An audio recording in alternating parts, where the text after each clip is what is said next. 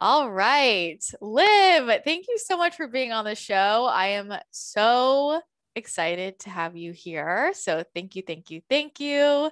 I actually am getting back into more guests. I know you listen to the show. I went through a phase of like no guests. Now I'm bringing them back on. Obviously, very excited to have you here.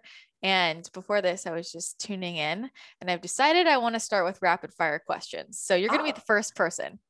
amazing. Well, first of all, thanks to you for having me. I'm honestly honored to be on your podcast.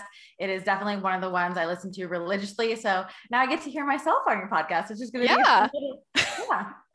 I'm ready. I'm Perfect. ready for the rapid fire. All right. You are ready. All right. So my first question is, how do you like to start your day? Meditate. I find that like when I start my day meditating, because you're still kind of in that like coming out of sleep state, your brain is more like subjected to reprogramming. It's just a great way to kind of start the day. And then that way it starts it off on a good note. So meditate. Yeah. Do you meditate in bed or do you like have a little No, routine?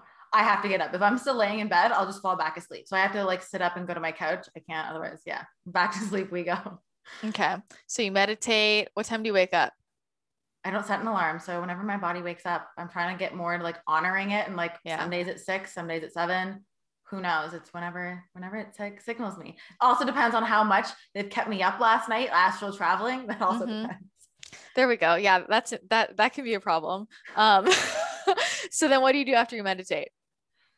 Oh, full morning routine. Okay. Then I make coffee. I like to read a book in the morning, set my tone for the day. So like a chapter, like anywhere from 10 to 15 pages of something.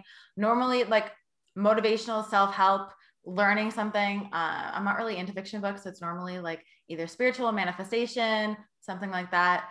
Then I like to move in the day. So I'll do a short workout. It's normally like a low impact, like Pilates or a little bit of strength, never like a CrossFit or HIIT, because that's going to, you know, just drain me. And then, yeah, kind of start my day. All right. Good stuff. What are you reading right now?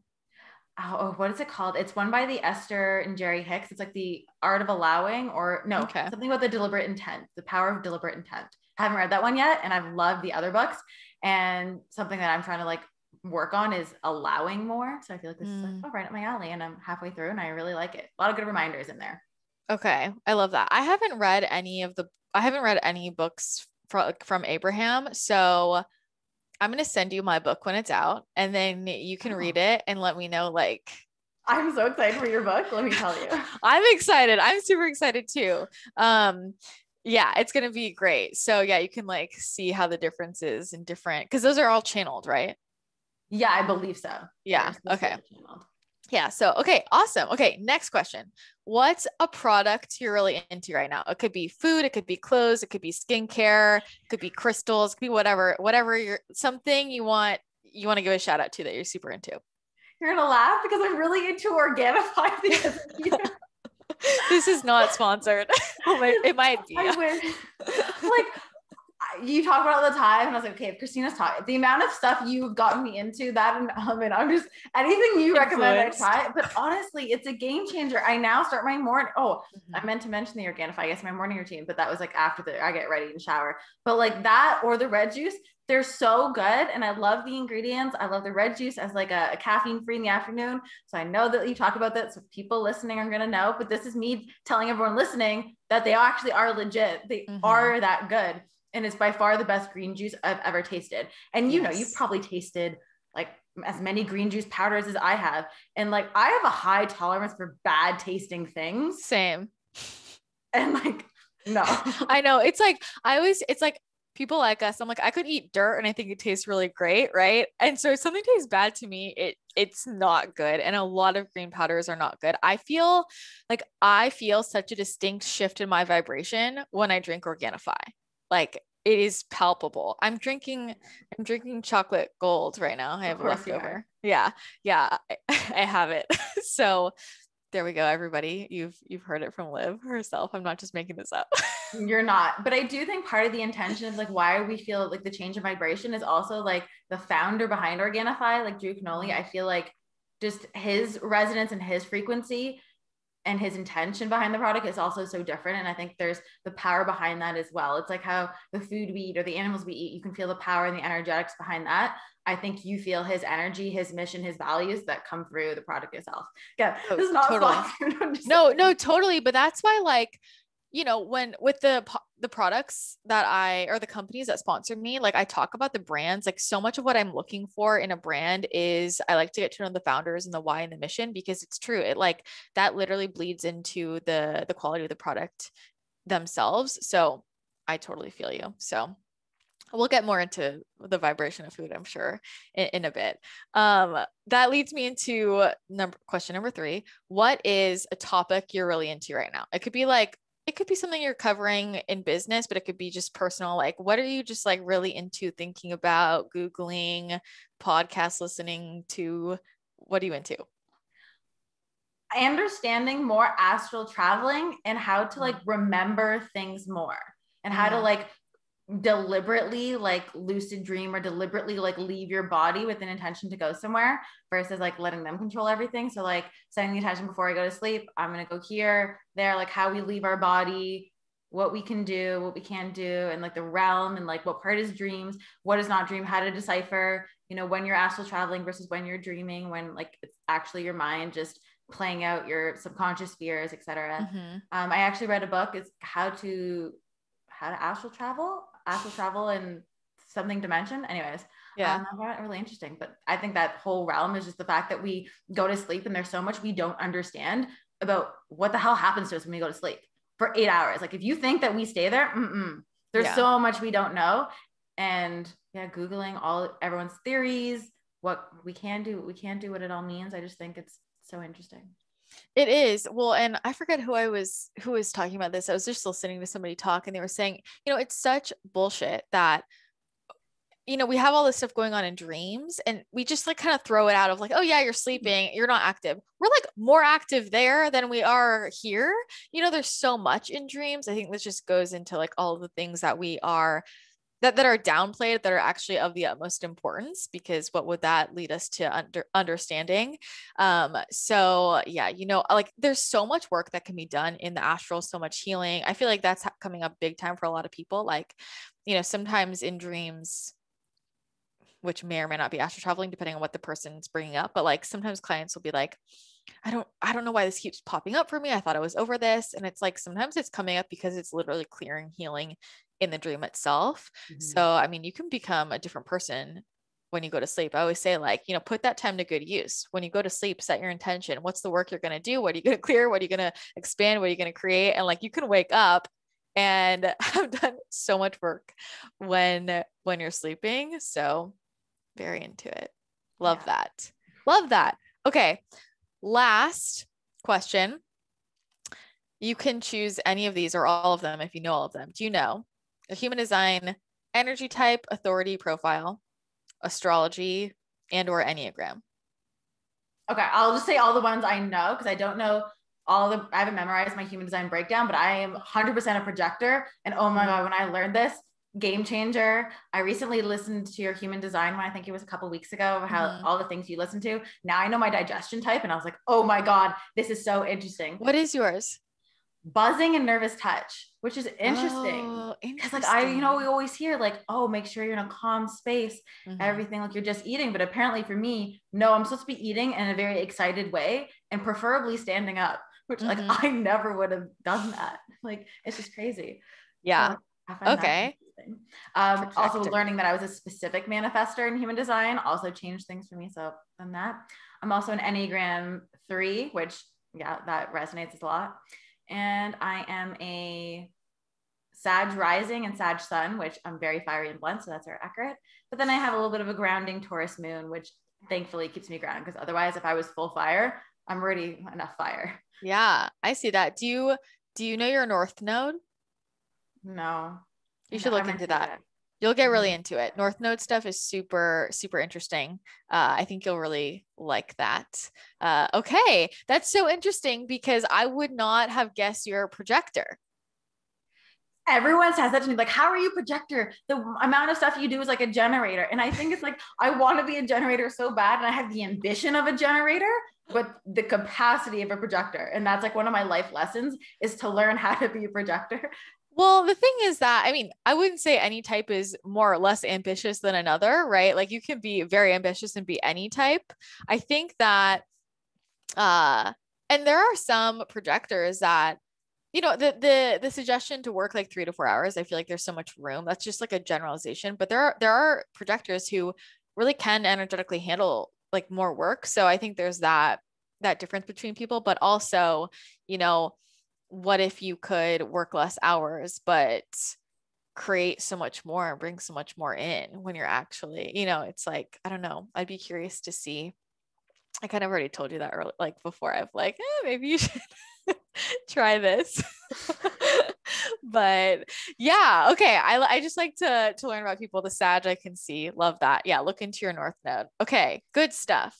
I love this. So, and what's interesting about like the digestive type is, I'm sure you've had the same experience. Like when I was in the nutrition space and then I started getting more and more into energy, I started to realize like, holy shit, a lot of the things that I really firmly believed nutritionally based on the science, the more I get into energetics, I feel like there are so many more exceptions, or like what I believed around food was completely different. I'm curious like what that journey has been like for you. Like have any of your like beliefs around nutrition or like kind of what you learned in school compared to what you know suggest now, or even how you live, have you noticed that's shifted the more you've gone into you know, doing your intuitive work and energy healing? I've definitely noticed that it's shifted. And I feel like I'm actually still in the middle of this journey of understanding, I think, what percent of it is energetics and how powerful energetics can be over all food and everything, even more than the nutrition of the actual food. And how, like, while yes, it's important, we're not going out and eating McDonald's every day, but that the energy, like you can eat, you know, paleo, keto, really clean, no canola oil, no gluten, but still like feel like shit every day, and you change your energy, and that's what ends up changing everything. So I think the biggest thing that shifted for me was realizing, oh, it's like 80% energy, 20%, you know, what you're actually eating, versus the other way around, like, oh, just eat clean and you'll be fine. And I think it was mainly through my own personal journey, through like eating clean all the time. And I was like, well, why am I so exhausted all the time? Like I'm gluten-free, grain-free. I don't eat hydrogenated oils. I meditate, I work out. Like, why do I still feel shitty? And it's the energy behind everything. It's your mindset. It's clearing emotional trauma. It's, you know, releasing guilt. It's doing all that other stuff that actually has so much more of an impact on your health than we realize. Or are we eating from a place of self-punishment and because we hate ourselves and we want to make ourselves smaller? And is that why we're eating, you know, chicken and vegetables? Or are we doing it from a place of love? You know, there's even times where I've had people eat gluten and they were really scared, like, oh, I'm gonna get bloated, I'm gonna break out. But they just sent the tension, like, no, this is gonna fuel me and nourish me. And they didn't break out, you know, in edema and hives. And normally they have a big allergic reaction to the point where they can't open their eyes. But they set that intention with their food and they didn't have a reaction. And that to me is so powerful. Like that's crazy. And that shows you not only the power of the mind, but also the power of the energy you're putting behind your food. And so the more I go into this and the more I realize, it's like, oh, yes, that's important. Obviously, we want to fuel ourselves, but it's also, where is your energy coming from with this? You can charge your food to do absolutely, you know, anything you want. And the example I always give to clients, and I've talked about even on my podcast, is the water experiment. You know, they talk to water one way, and I'm sure you've heard about this, called it, you know, you're beautiful, you're amazing. And the other one, they said, you're ugly, you're this. And that changed the molecular structure of the water. So obviously the way we talk is going to change the molecular structure of our food, our bodies. And so we can charge it up with like love, nourishment, abundance, you know, whether no matter what we're eating, and we're going to receive that frequency with which we charge it with, versus if we're charging it with like, you haven't fit into those summer shorts yet, and you're so ugly in this, and you're eating your chicken and broccoli without energy, that's going to have a massive different effect. Totally. And it's funny because I see a lot of people, I think of like people I know from maybe high school or like extended family who are not really in this whole space. And I kind of just observe their path. And a lot of them have like wanted to diet. And I've watched them eat the same thing, like these really restrictive diets. And there will be a period of time where it helped them lose a lot of weight. and then another period of time where they're actually gaining weight, eating the same thing. And they're like, what is going on here? And I'm watching it, seeing what's going on emotionally from the outside, just thinking, well, there's so much more to that, right? Like you can eat the same exact foods and get completely different results. And I know for me, like I spent so long trying to fix my chronic gut issues by finding the perfect diet. Like if I just fix this one thing with nutrition, right?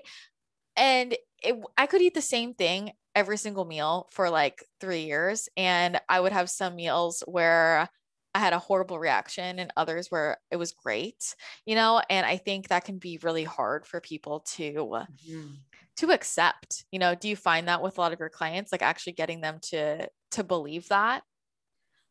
Honestly, a lot of them come to me already like that. A lot of them come to me being like, Liv, I'm paleo, I'm gluten-free, I've been this way, but I'm bloated after every meal. I have no energy. I'm this, like, I don't know what I'm doing wrong. I've tried everything, in quotations. And they know, they're like, there has to be something missing. And I tell them, yeah, it's the emotional, it's your guilt, it's your shame, it's everything else that you're holding onto energetically that actually needs to be released, whether it is weight or whether it's manifesting as gut issues or skin issues like eczema, psoriasis, all of those things. I think people are starting to clue in more and more. I just wish that they didn't have to hit rock bottom and suffer for so long before they realized, that they had to work on the energetics and the emotions behind it. Yeah, totally. Well, I kind of want to backtrack for a second because I want you to explain a little bit of your own journey, your own health journey. Like how did you get here? What led you here? For those of you who don't know, I do have a background of being a naturopath. And so I do remember, like, at first I was going to go to med school and become a doctor, like a regular MD family doctor. That didn't resonate with me because in undergrad was very tired. I was exhausted all the time, did not have the energy to get out of bed, horrible gut health, heart palpitations. And they're like, you're normal, you're fine. I was like, but no, I'm not fine. Like, yeah. No, well, your tests are normal, so there's nothing we can do. I was like, okay. Yeah. And a friend actually recommended to go see a naturopath. And I went, and I remember, I always say there was that one appointment changed my life because it's like the clouds, parted. And I was like, wow, this is what I'm supposed to do. I felt seen. I felt heard. Someone told me that not only, do we hear you and do we know that there's something wrong, but we can actually fix you. And, fast forward 4 years after going through school and going through that route, now having people come to me for the same thing and they're crying. They're like, you listen to me. I finally feel heard.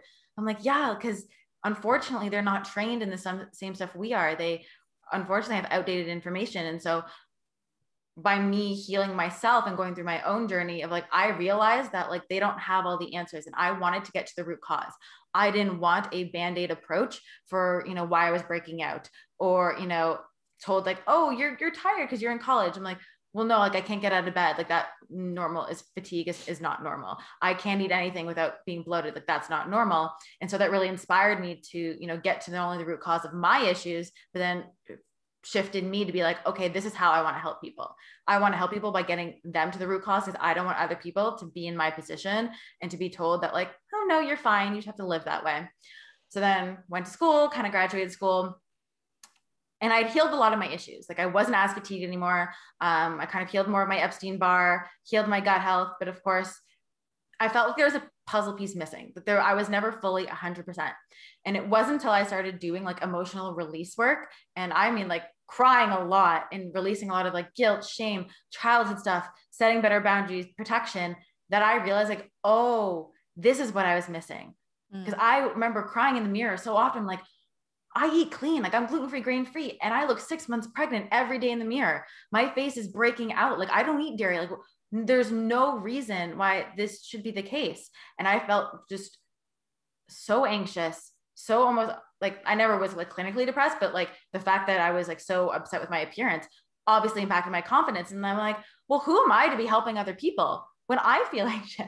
And It wasn't until like, I was like, then I started searching more because I'm the type, I am like an all or nothing, 0 to 100. There is an answer. I never like lost hope. I just kept trying new thing after new thing. But unfortunately, I was trying different supplements, different diets, different, like I went vegan for a bit. I went this and I went that.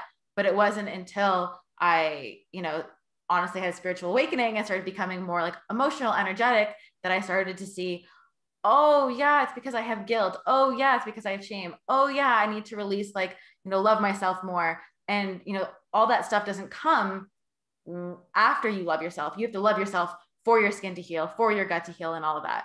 And so then going through that, now I've inspired people, or I try to inspire people to do both and to help them on both levels. But if I hadn't gone through that, and I always feel like I was meant to go through all of this so that I can help other women like feel seen when they're suffering. Because if I had not felt exhausted, bloated, and breaking out for like 6 years, even though I was eating, healthy, I don't think I would be where I am today. Yeah, totally. I mean, we go through what we're meant to teach, right? That firsthand experience is the most valuable experience. And I know for me, whenever I've like looked for people to work with, I'm always looking for somebody who gets it in the sense of you've actually been through like what I am looking to move through, as opposed to any letters. So I'm curious, like what you said is really important about you have to love yourself first to like at your state of like, I'm loving myself and eat and I'm bloated and I have acne and whatever else is going on. And I'm fatigued, as opposed to waiting until those are gone to love yourself. And I think that it's such an important concept, but it's really, really hard for people. It's really hard for people to actually do that. I'm curious if you could expand more on how you support people through that and actually being able to not wait, because I think that's a huge block for a lot of people is how do I actually love myself while I am in this? Because people will say they are, but they're still waiting until they're through it. Oh, for sure. And I'm going to start by saying it's definitely not easy. Like it is hard. It's probably one of the hardest things I've ever had to like do heal from. And that's why I get how, especially when so much of our worth is based on our outside appearance, or it's something that we wear on the outside. Oftentimes I feel like it comes down to people's worthiness. They've somehow learned along the lines, whether it's childhood or early adulthood, that they were not worthy, and it's made you feel that way then. And so what I try to help people not only reprogram their mind, but try to go back and be like, okay, when did you first feel unworthy? And where did this feeling come from? Because we are all born innately enough and worthy.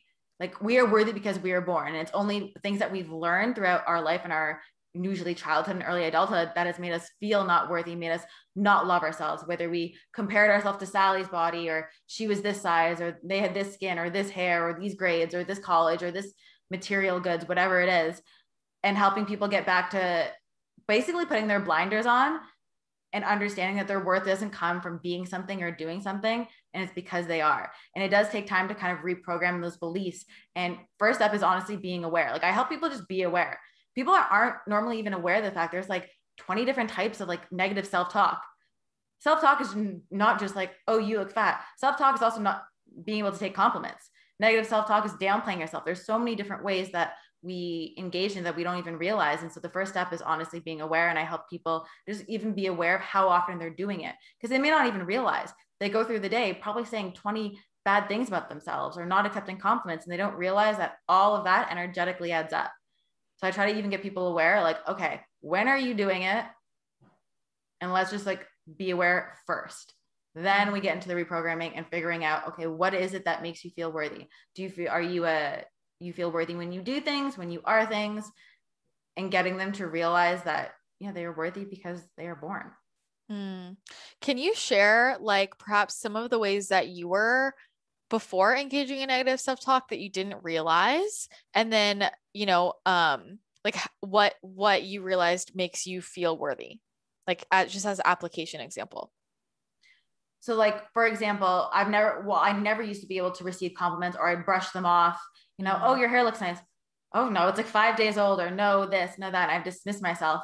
And now I've trained myself to like accept those compliments without also the need to like reciprocate. Oftentimes I feel like people can't absorb a compliment, and they're like, oh yeah, I like your shirt too. Oh yeah, so does yours. But like you being comfortable being seen, I think is like honestly the root of that. And I used to feel so uncomfortable being seen, especially because I was always told that I was too much, too sensitive.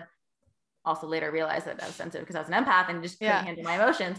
But either way, being more comfortable in my authentic self and realizing that like not needing other people to like me, because I fully finally accepted me. And I didn't have to try to like not be as sensitive or not be as this or not be as that. Does that make sense?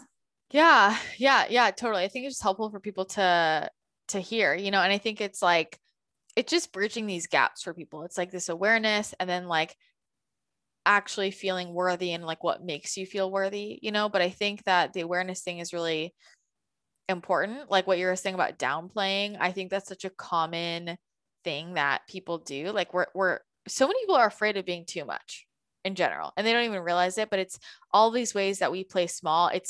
It's also, I see this in business all the time. Like, I'm not an expert yet. Like, who am I to do this? Like, that's going to be a lot. I don't want to speak out.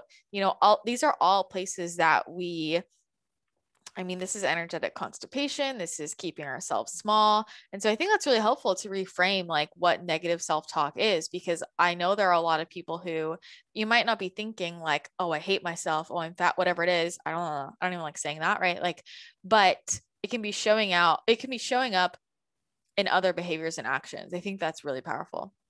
Yeah, for sure. And also, like, I think how it holds you back, and going along with you said about like how you feel worthy. I think big for me was realizing that like, oh, I'm not worthy if I have this many followers or have this many clients or have this. And more like when you ask me what makes me feel worthy, well, I'm just worthy because I am. And I've had to work really hard by not tying my worthiness with likes in a post or followers or this or that, or if I do this, or if I'm in a relationship, or I have these many friends, or I'm this size or this, or whatever it is. And they're like, no, I'm worthy because I am, and not looking to external things to make me worthy. Because at the end of the day, if you stripped all of that away and you had no friends, no relationship, you should still feel worthy. Because if you don't, I can tell you that no matter how much of the stuff you have, it's never going to be enough. Totally. I see that all the time. It's like, I was talking about this earlier today. Everybody likes to set all of these goals, and when I get there, then I'll be happy. Like and it could be body, it could be physical, it could be health. It could also be business. It could be relationship. That's not the thing, right? If you're not feeling it right now, you're not going to feel it then. It's just a method of distraction. And I think also, interestingly enough, like this process, I'm curious how this maybe like when you were going through this originally, or if you're seeing this with clients, like how this affects the relationships in their life. I think one thing people underestimate is that they think that well, especially for me, because I do a lot of health, that their health doesn't affect their relationships and the rest of, their life. But they don't realize that their health actually affects the way they show up in their work, the way they show up in their relationships, their ability to have fun with their partner. If you have a lot of like negative self-talk, self-loathing, don't love yourself, and you are eating chicken and broccoli and can't enjoy, Friday night with your boyfriend because you're so scared of gaining weight because you hate your body because you're so fat, well, then that's going to ruin your relationship. If you don't have self-worth because maybe, you've been breaking out, you're bloated, and that ruins your confidence, and you don't have self-worth, and then you're afraid to speak up, at work, and then you're not going to get promoted. Like, people don't realize that how they feel about themselves has a ripple effect. Friendships, relationships, romantic, work, all of that. Even some of my clients, when we work on their self-worth, they've gotten promotions. They've gotten $35,000 raises because we worked on their health and their confidence and their worth and all of that. We've released their trauma, and that not only made them not bloated anymore, but allowed them to attract more in. Yeah. I mean, the number of people who they don't want to have their photo shoot, or they don't want to be a speaker because they need to look different. They feel like they need to look different to show up. I mean, it makes me so sad. And also, I think a lot of people don't even realize how much energy, how many thoughts go into the health struggles or the way they're looking, right? Like if you didn't have any of those problems, these things you think are problems, what would you do with all of that open space? Like there's so much room. I know for me, like when I hit a point where in my health journey where I was like, okay, this isn't an issue anymore.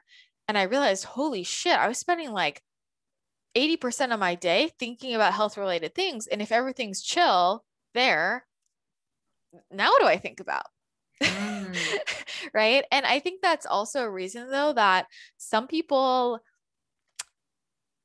their health issues don't go away, because that is a way to distract them from dealing with the underlying things. Because it's like, okay, if I don't have my chronic health issues, then I have to look at my relationship or my job or whatever else isn't in alignment. I'm curious how much like you see that playing into things as well. I definitely see that. And that's why I always ask people, what are you, especially if people have been maybe suffering for a long time, or they're not as on track as I would perhaps like them to be, I ask them, what are you afraid of by healing? Like, how will your life change if you do heal or you do lose the weight? Well, some people are afraid of losing the weight because they're afraid they're not going to have friends anymore. You know, some people are afraid of healing because they're not going to maybe get as much of attention, because when they maybe are bloated and tired all the time, people are paying attention to them. They're texting them, how are you? Can I get you anything? Well, if I'm healed, then maybe people won't pay attention to me and I'm not going to, you know, get as much love. And so I see this all the time is people not only become an identity with what they're suffering with, but they have what is called like a secondary gain in terms of like, as much as they don't like it, there is a component with which it's better, or they would rather have that and get the attention, or rather have that and not the other relationship, or rather have that and get everything else than to actually heal. And it's a lot more common than I think people think, because people don't think about like, of course I want to heal. Of course I want to lose weight or clear my skin or do that. But they don't think about, oh, if I were to actually have that, is there anything I'm afraid of by having it all? Isn't that interesting? It's kind of like with business, it's like more people are afraid of success than they are of failure. That blocks more people than the fear of failure, right? So it's like safer to keep self-sabotaging. It's so true. I'm curious, like, and you could go energetic or more physiological here, but we have more chronic illness now than ever before. I'm curious, like, why you think that is. To be honest, since you mentioned both, I think it's a combo of both.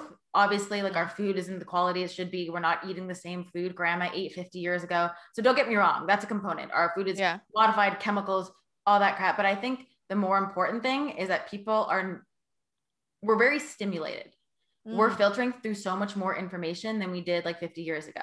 So you're absorbing energy from the stories you watch, the Instagram, the TikToks, the podcasts, the emails.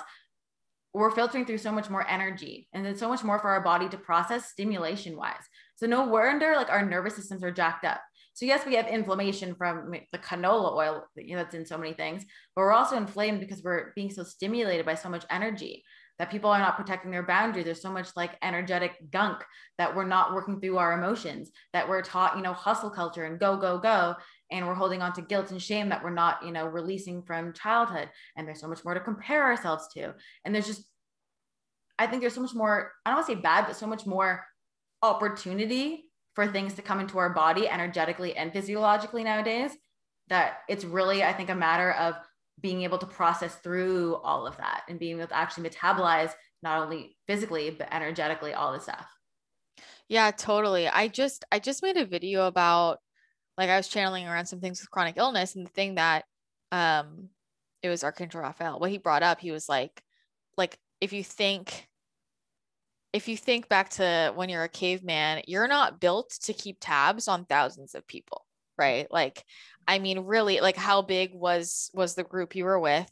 And I remember learning this in a psych class in college, like after 150 connections, we're like maxed out nervous system wise. Like, you know, our groups are much smaller, but after 100, like, you would never even come across more than 150 people in your life when you're a caveman, you know, you just wouldn't. And so it makes so much sense. I think boundaries, it's one of the most difficult things for a lot of people. And almost a lot of people think I'm a hard ass, but I'm like, this is what I need to survive, to feel okay. I would love to talk a little bit more about boundaries and like, what are some things you set up to just manage your nervous system, or like top things that you recommend for clients? Of course. And I think also just in terms of chronic illness as well, that without the boundaries, you're setting up yourself also to not like metabolize as much through. And so without the boundaries, that's why the boundaries are important, because they basically protect you and you're not being exposed to as much. So that's also why boundaries are so important, I feel like. And I think you are one of the people that I resonate most with when it comes to boundaries. And I think people often think that my boundaries are so intense, but like, I think it was one of your podcasts a while ago when you're like, no, like if you're hanging out with me, like this goes to my Google Calendar, you have to book it. Like you cannot just call me. Yeah. Like, exactly. When people just call me, and not in a mean way, but who are you to demand no, you don't get to just demand my time and I drop everything. So like, that's also in terms of, I think, setting boundaries, turning notifications off, unless you absolutely have to. Like I don't have notifications on my phone. So like, I'll get to it when I need to get to it. That's in terms of me is a big thing with boundaries. I also like check in with myself. If it's not a hell yes, then it's a no. If I'm doing this, like, oh, I should do this, there are no shoulds. There are no people pleasing. I am lucky in the fact that people around me, if I, made plans with, Sally or whoever, and I was at my energetic limit, I could tell her that like, I don't have the energetic capacity. And because she is from the same world I am, she's going to understand. But I know a lot of people, aren't, unfortunately, like that. And they may not have people who understand or who would take it personally. So I think it's really important to, then I ask you, why are you valuing them over your own health? And so I think the boundary, oftentimes, I think people have trouble setting boundaries because there is an underlying fear of, okay, if I set these boundaries, will I be abandoned? Will I be rejected? Will I not be loved anymore? Will people leave me? Mm-hmm. And so I think the biggest thing when it comes to setting boundaries is realizing that, what is that underlying fear? Am I afraid that if I tell Christina that I can't hang out today, she's going to stop being my friend?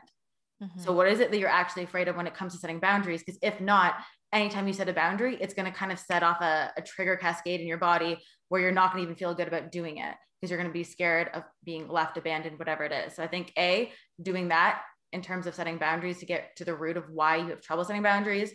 I also like to set like my days off, or like this is not my me time. Like I schedule my me time, like brushing my teeth. And there's like, no, this doesn't come in between that. Like for my clients know that I check Voxer once a day, that I don't get notifications for Voxer. I go in once a day. These are my times. And I don't respond on Sundays. Sundays is my boundary, my day off. But so many people I find, even my clients, they have their boss text them at 9:00 at night and they feel like they should respond or they should do work. And I get them to like train their nervous system to start feeling safe. Like, no, it's okay. Like you're turning the notification off. It's most likely not life or death, unless they're doctors, or emergency room, whatever. And they're not allowed to go into their phone. Like they have the boundary of like, they tell their boss, no, like I will get to this tomorrow morning, or they just don't respond until their work hours at 8, 9 a.m. in the morning. And so I think like also getting rid of like the guilt for setting boundaries is huge, and being able to remove as much as you can from your nervous system so that you can feel safe within your own space. And then your boundaries might expand. But you need to like, I feel like to me, it's like cleaning the slate, like dial all the way back to get back to your energy, set your boundaries, and then your boundaries might expand, but you need to come back to set harsh boundaries first. And I always say the people who will get offended by your boundaries are the people who benefited from you not having them. Totally. I have so much, I think that like with the phone thing, if we didn't live in a world where we had cell phones, right? It's so freaking rude. If I'm doing something, would you come up to me and tug on my shirt? Christina, I need you now. No. Right. And that's how I feel about an unscheduled call, honestly. Right. Or people who like double text, like they send me a text and I don't respond. Hey, where are you? Hey, can you respond? Like, no. Right. I had somebody text me last week and literally say, hey, I need you to call me right now. And I literally just looked at that. I'm like, I'm literally not responding to this for like 3 weeks. Like I will not even like, that is so like, I do not function off of somebody else demanding my time. It's so rude. I don't demand anybody else's time that way. It's a respect thing. And I think there's a lot of like entitlement to other people's energy, and that's just not how it rolls. And my process for setting really good boundaries was I went through like a 6-month period where I intensely hermited, and I called everybody in my life and I said, I'm not talking to anybody for like 6 months.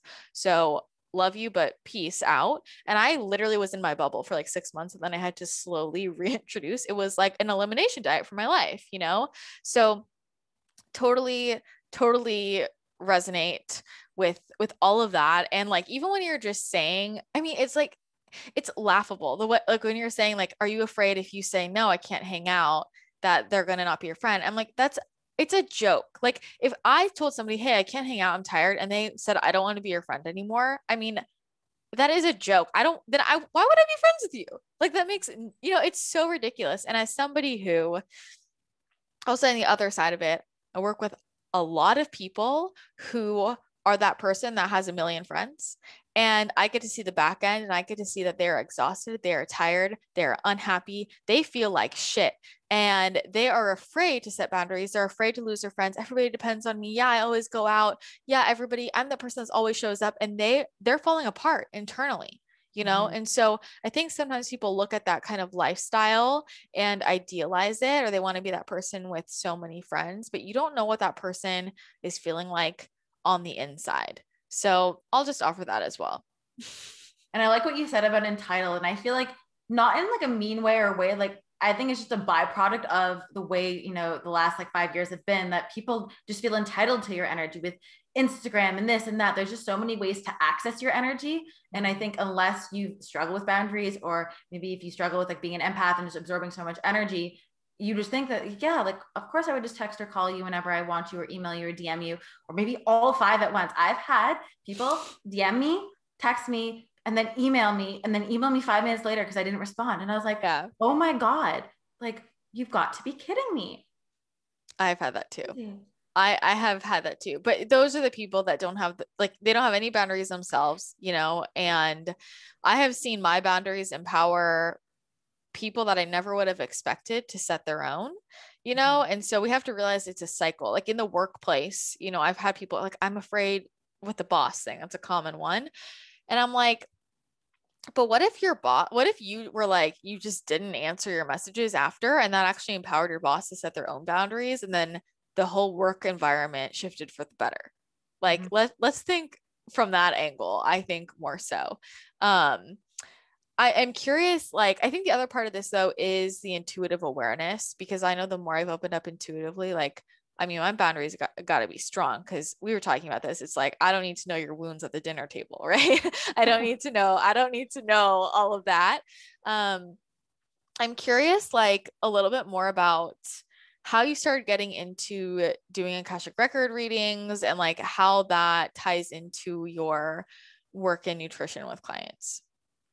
So I always say, I feel like there was my life before my first reading and my life afterwards. Yeah. And you know about the power of the Akashic records. I felt like when I had my first reading, I was at a really low place. I was at a point where I'm like 95% sure I was in my own dark night of the soul. I was contemplating some major life changes, big things that would shift my life completely. And I was struggling. I was crying like every day. I didn't know what to do. And I had this reading and I felt like I was seen for the first time. Like, that's the best way I can describe it, because in the records, the person's in your soul. They're in your database, your giant computer of everything you've ever done, thought, said, all possibilities, etc. And I felt like I was seen and understood on an energetic level for the first time. You know, I was told like, yeah, you are empath. Yeah, you are extremely clairsentient. Yeah, you're really anxious because you don't protect yourself. And I was like, yeah, they understand what it's like to be me, and that those are gifts. And I think that was just so powerful for me to have someone understand me on a deeper level, as deep as I understand myself, because they are in you. And I think no one else is you, right? No one else has the exact same experiences in life, upbringing, et cetera. Even if you have siblings, they don't perceive things the exact same way. And so to me, the Akashic records is like someone else seeing you in your life through your own eyes, the only way you've ever experienced it. And to me, that is so powerful. So of course there's answers there, there's understanding, there's so much in there that can help you, change you, shift you, guide you, that you would otherwise not be able to get, whether it's from, you know, a therapist, a friend, an naturopath, et cetera, because they don't have that same experiences. But when you're in the records, when I'm in the records from someone, you know, I see their life like a movie. It's like a movie to me, and I can see it all. And that to me is just so powerful. And so from that, I learned that apparently I'm really good at reading records, which is fun.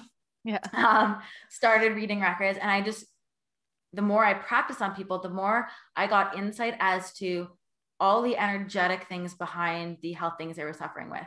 And just opening up intuitively, I was like, oh yeah, you're constipated. They're like, how did you know I was constipated? Oh yeah, I feel like constipated and you need to probably release this. And I'm feeling some, you know, X, Y, Z. They're like, whoa. They're like, yeah, when I was 7 with my mom, this happened. I'm like, yep. And I feel like it's just been it's allowed me to help people on such a deeper level than I was when I was just a naturopath. I'm not saying anything against naturopaths. Like, naturopaths are amazing. I don't want to like make them seem not as great. Like, they are. But for me, this really blew up my world and further expanded what I was able to do for people and offer people when I was able to see deeper into their emotions, their trauma, and get more answers for them in the records. Because for anyone who's not, you know, aware of what they are, I'll give you a short Coles Notes. They're a record of everything past, present, and future. all past possibilities there ever has been, as well as all future possibilities there ever will be. So some people are even carrying around like past life stuff. Some people have perhaps suppressed down things that happened when they were 5 that they don't remember, and that's sitting in their unconscious mind. But that guilt from that thing that's in their unconscious mind is causing some of their gut health symptoms. So I'm able to go back, and because I can see this, but they've suppressed this, they wouldn't have been able to, perhaps, because if they're not aware of it, then that's not going to come up in therapy. If they're not aware of it, then they're not going to come up to release it. But with the work I do, I'm able to dive deeper, and they're like, oh, and suddenly they have this flood of emotion. They start bawling their eyes out, and they feel like, I don't know, like a blue triangle in their chest. And I'm able to like release that. And it's just so crazy, the energy that we store in our bodies that we may not be aware of. And so with the records, and the more I've practiced them and the more I've gotten like more specific information, I'm able to be like, okay, yeah, this is what the problem is. This is kind of what you need to do. Like maybe you need to eat more cooked foods, or maybe you need to go talk to your mom, or maybe you need to write a love letter to yourself, or whatever you need to do, because in the records, there is that healed version of you. So that higher self, ideal self, whatever you want to call it, that exists. And so we're able to kind of tap into that version of you and understand, okay, what did she do or he do to get there from where you are? Mm-hmm. What steps did they take? What did they need to do? And like, to me, like I can go on the records forever, and you know that there's just so much information. I could give examples now from now to the cows come home, but like trying to wrap your brain around the vastness of the Akashic records is just like, there isn't enough. I know. Yeah. Well, it's like, I think, man, I think what a lot of people don't realize is it's such a fast track to information, and the amount of healing that can happen instantaneously. Like the number of people who have come like to me, and we go in the records, and in an hour you can work through so much, and suddenly we've worked through all of their chronic illnesses, all of their trauma, and that in an hour somebody's like, holy shit, that was a whole life of healing, and I'm good to go. And I'm like, this is some magical stuff. But it's also like every reading it's like going to school, and you learn so much just from like going into people's records and things that you never would have thought of before, or even like, and I think also for me, it really opened my eyes to the level of bio individuality, like, because, it really requires you setting your ego aside. And like, especially when you know so much, right? Like you know so much about nutrition and health. And it's like setting that aside for a second and really honoring like what's coming through. And sometimes it might be something that you're not expecting, or like, this doesn't make sense, I think something I kind of want to talk about is like getting the most out of a reading, because I think sometimes people misunderstand maybe sometimes how information comes through, or like the best way to utilize their time, because you can work through so much. So I know, I don't know if you have anything to say about that, but it's something that I like to talk to people about. It's like with targeted questions, it's like understanding the type of answers they might get. Do you have anything that you'd like to share around that, or like when people are going into the records, like more of what they can expect, or like how to get the most out of that? Well, when people book a reading with me, I do kind of send them a PDF of like sample questions that I find are good questions of like how to structure them. So they always have that. But I find I try to get people away from the like, oh, who am I going to marry? And the more of the surface stuff, and more of like the like, sure, you can ask that, but I'm like, we'll save that for the end and do more of the other questions to begin with. But I think to get the most out, you have to be open. So if you are slightly hesitant and you're going in, energetically, you're going to block me. And I may not be able to get as much information with you if you aren't as open. You're like, oh, I don't know, this is kind of silly. So I always like to say, like, this has to resonate with you fully. And you have to be open to receiving the information. Otherwise, I might be blocked off, and I may not be, because you can energetically block me off if you don't want to know the answer. So if you're asking something and you secretly don't want to know, there's no really point in asking it. Yeah. I also know though that different Akashic readers are different completely in the way they receive and the way they relay information. Even people who've had multiple readers have come to me and been like, Liv, like the way you get very specific information. Some people only get yeses and nos. I don't know, I guess lucky enough, gifted enough that I get a lot of very detailed information. Like I can spew on for the full hour, talk like as fast as I'm talking to you right now. But I do know that different readers, some people hear things, some people see things, and they have to describe the scene that they're seeing. For me, it's very much like having a conversation with a friend. So I think it also depends, like what to expect will depend on the type of reader and how they and their gifts and how they kind of relay the information to the records. Because I think everyone also relays the records differently. And if everyone's ever had one from you, I feel like you and I are very similar. And the experiences I've had with you when you relay information is very similar to how I do. Like this, do this, do that. And I think part of my blunt Sag comes into it where I kind of get to the point, but I don't like the fluffy. Like with me, I say, don't expect a fluffy. Oh, do more self-care. Take a bath. Like you're not doing self-care because you don't feel unworthy because your dad said this to you when you were 7. So let's go and heal this. And I go and I take them. And the healing part, I do get a bit softer, but I get to the point. And I do think that I do need to be prepared for big transformation. Be prepared to perhaps bawl your eyes out with me. And which I think is strange. People are like, I'm going to bawl my eyes out to a stranger. And they always apologize to me. I'm like, no, this is a release. This is what we want. But to be prepared that it is intense. It is not like perhaps going to a palm reader at a carnival. Like that is not the same. And again, palm readers I know great, but like the energetic exchange when you are in the records is so intensely powerful that so many people even start crying just when I enter the records. They suddenly feel a wave of emotion. So I think just being prepared and what to expect in terms of like that it is intense. There is an aftercare in terms of you might feel exhausted after. It's going to take time to integrate. You might be overly emotional because it is quite powerful energetically. And I think people oftentimes underestimate and they don't understand that it's going to be a powerful experience. I'm not just going to tell them, if their husband is their soulmate. I'm going to get to nitty gritty stuff. And I think once you realize that and become with an open mind and open to understanding that, like ready to transform and heal on a deep level, that's when you're going to get like the biggest results. Yeah, totally. And I think that also leads into the conversation, like coming into contact with the vibration of truth is really triggering for people, right? That's like the second you go into, like, you're in that energy, like you're relaying what's coming through, the records are open, like a lot of people just immediately, right? They have the breakdown. It's like, because you're feeling the power of that frequency, and that plays out like in our lives, right? There are so many people who are just triggered by truth. These are people who get offended when somebody speaks their truth. This is like, I even noticed for me personally, like, and we're very similar. We're like blunt to the point. Like, I don't care about the fluff. I'm going to call you out on your bullshit. A lot of people avoid me because they can't face the truth. Like, sorry, right? I'm not saying my truth has to be everybody else's, but I see people so clearly, and like, you're the same. It's like, we just see it how it is and we say it. And for somebody who's not ready to face that, they're like, I mean, they can't handle it. You know what I mean? So it is a very powerful experience. It's not a normal psychic reading, I did want to ask, because I'm sure people are just curious. Like I always like to ask people this have you always been naturally open intuitively, like with your psychic senses, or was that something that was developed more later on?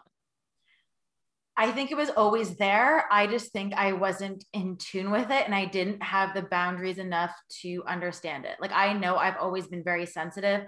Everyone always used to like make fun of me that, oh yeah, Liv always cries, Liv always, but it's because I was feeling people, but I didn't realize that I was feeling people. And like, I Googled like empath and clairsentient, and I thought I was for so long, but I also for so long was so science-based and again, like not against the woo-woo, but didn't believe in the woo-woo, that I think it was always there, but it was more when I started honoring it and actually, like, instead of dismissing it, being like, okay, yeah, and trusting in that and trusting in my gifts, that the volume got turned up. So, and I always tell this to everyone, they're like, oh, it's so crazy. Like, you're so lucky to have these gifts. I'm like, but you're gifted.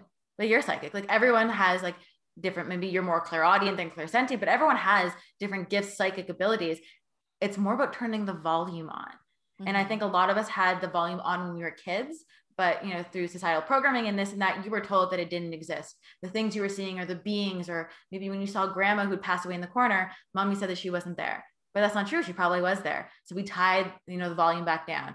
And so I think it's only a matter that my volume got, turned on or tuned on, but that I've always, had dreams, been intuitive. Even I remember little, like there were beings in my bedroom, feeling people on a deep level. Yeah. Yeah. Well, and you were naturally, and this is true for me too. It was like, you were naturally doing the work to open up your psychic abilities without realizing it. Cause it's like the nutritional work and the emotional release and the boundaries, like all of that personal work.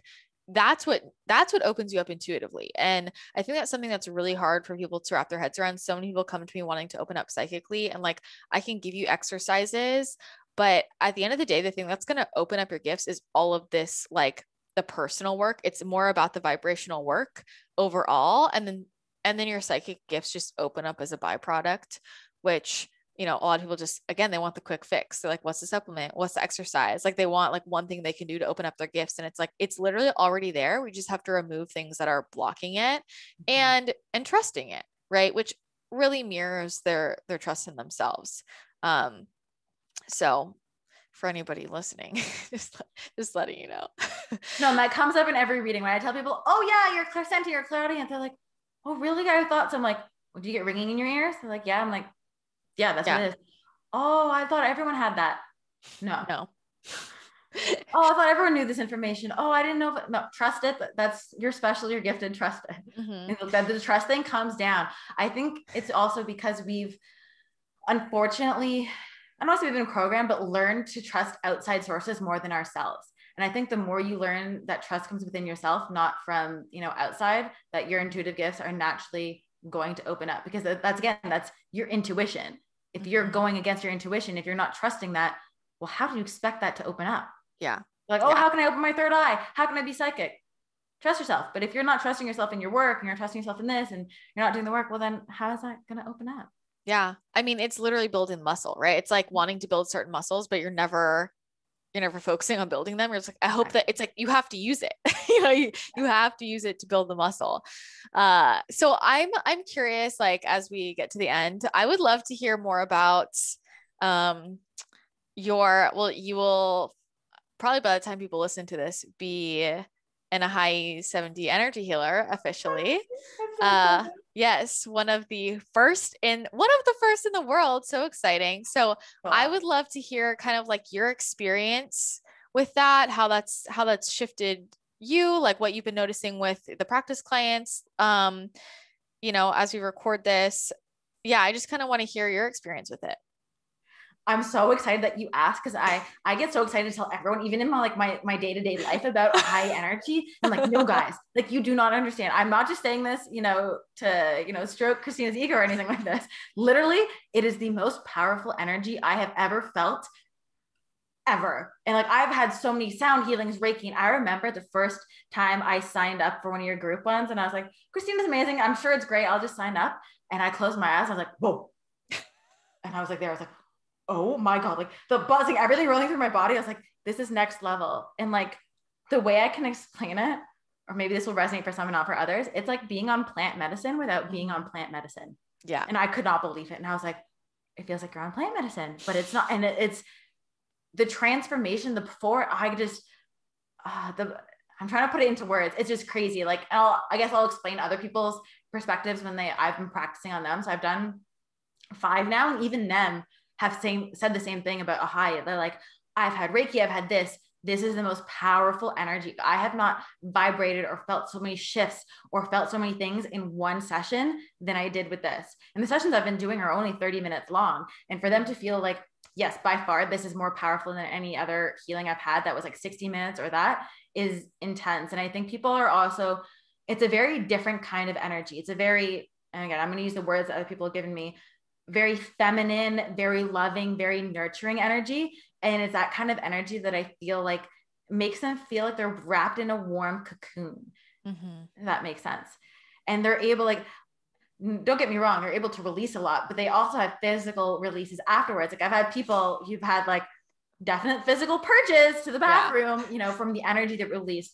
We're able to like upgrade energetic frequencies, you know, do DNA upgrades in terms of like income level. You know, people have had income levels increase. They've had, you know, energy release purging. They've released childhood trauma. They feel so much lighter. They've been like, I just feel like the possibilities are so endless. Yeah. And I just really could not believe how intense that this energy was. Like, I've manifested, like, don't get me wrong, I was a good manifester before Ahai.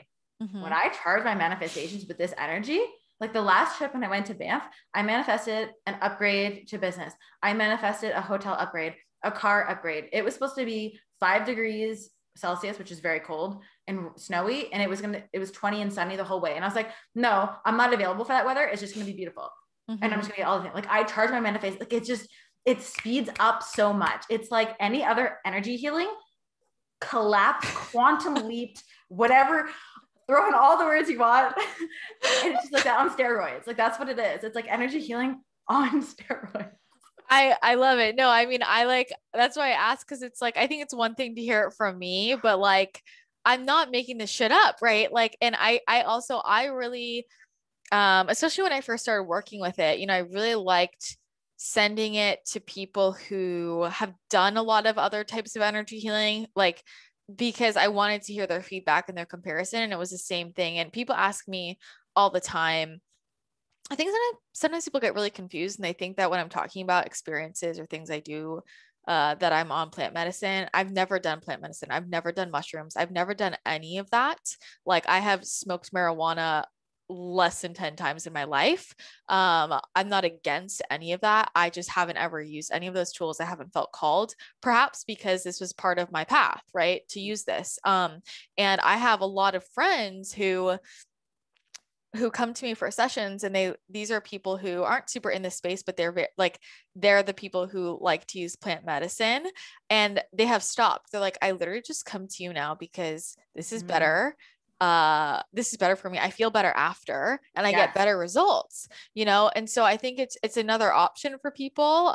It can definitely be similar, and just where you go, like where you can go. People are always like, I feel like I was just on the biggest trip of my life. So yeah, when I'm talking about these things, I'm not on drugs, you guys. I'm literally just using high. But that's what it feels like. That's so like, if anyone's ever done plant medicine, I'm telling you, it's just as intense. So you may not know that, but I can tell you, it's definitely just as intense, if not better. And I remember I was like, oh, maybe I should become a Reiki. Maybe I should do something. Like I was looking for an energetic, but it never resonated. I was like, oh, like it just never, I was like, I want something more powerful. So I honestly think that like I found your energy thing for a reason. And as soon as I knew, I was like, yeah, this is what I want to do. And I patiently waited for months and months and months until you opened the healing. And now I'm so excited to bring this, to all my clients, and even people that I've done the energy healing on. They've had like the practice sessions. They've had my normal one. And like my normal one is good. Don't get me wrong. Like I've got fantastic results, healed, migraines and this and that. But they're like, yeah, no, this is so much more powerful than your energy healing from before. And I was like, yeah. Yeah. Yeah. No, it's a total upgrade. I know for me, like I have always been somebody who I respond to any type of frequency work more than anything physical, tangible, like with my physical body and how I'm feeling. And I had just gotten to a point where the energy I was receiving, like it just wasn't doing anything. I'm like, what worked before just wasn't doing anything. And it's like, I think a lot of us, I mean, as we make the shift on the planet, right? Like we're literally reactivating dormant DNA.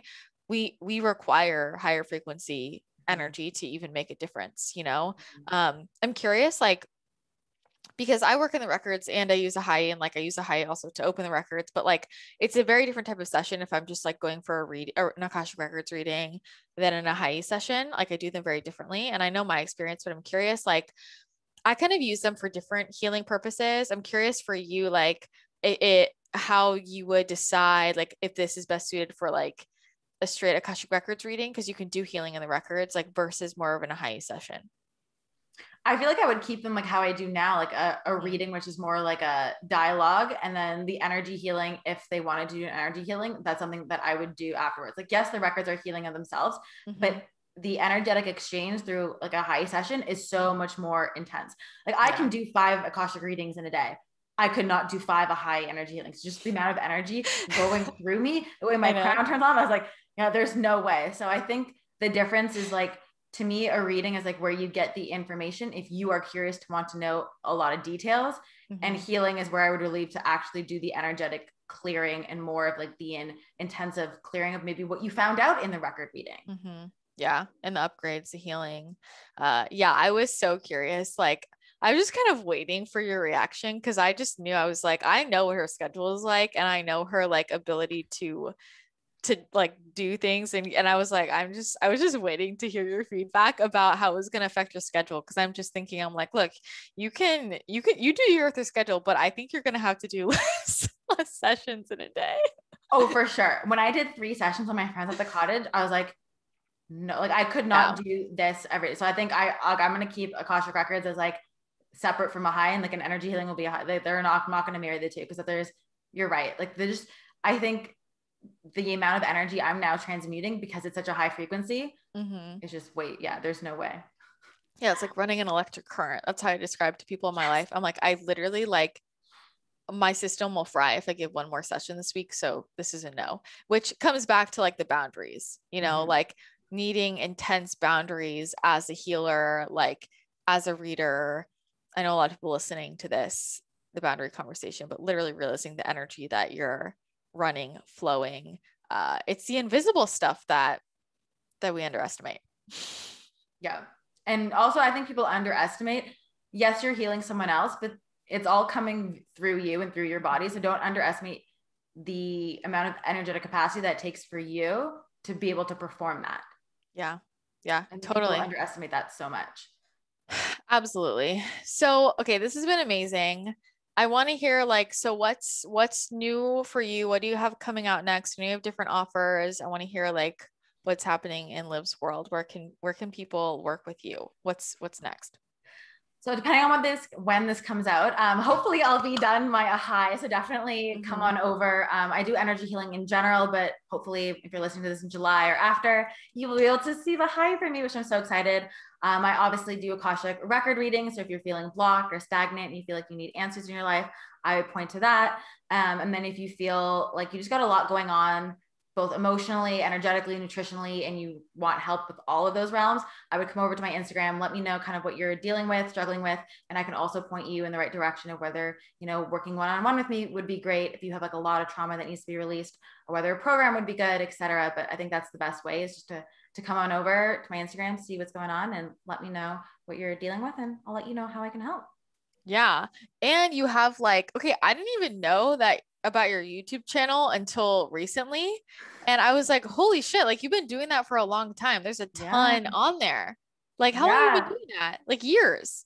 Like 6-7 years. Like that's how I started. Like I was doing healthy recipes even before I went to naturopathic school. I've kept up with them because like as much as I love what I do now in terms of like my clients and energy healing, but like I'm also so passionate about food and like food as medicine, and food not only being healthy, but also like being so delicious and like, yeah, just being, and like, I feel like it just brings so much joy. And so like, that's always going to be one of my joys, is like sharing healthy recipes with people. So if you want healthy recipes, definitely go over to my YouTube, Keep Up with Liv, because I share lots and lots of those. Yeah, I totally like binged. I was like watching your channel for like 2 days straight. I was like, and I don't watch recipe videos, to be honest, because like I just don't usually. And I just like, it's straight food porn. I'm like, it's paleo food porn. I'm like, I need this. Okay, okay, do you have a favorite recipe right now? Like something you would recommend people check out? I'm going with favorite, but I'm going to go with a favorite / a classic. Okay. I adore chia pudding, but I'm going to give people a hack. Do not make it with almond milk from the carton. You have to make it with a can of full fat almond milk. I mean, almond milk, coconut milk, sorry. Full fat coconut milk, like from the can, not the carton. And that full fat coconut milk makes it feel so decadent and so rich that it's going to take it to astronomically better than like carton almond milk. Like I refuse to eat chia pudding made with any of that.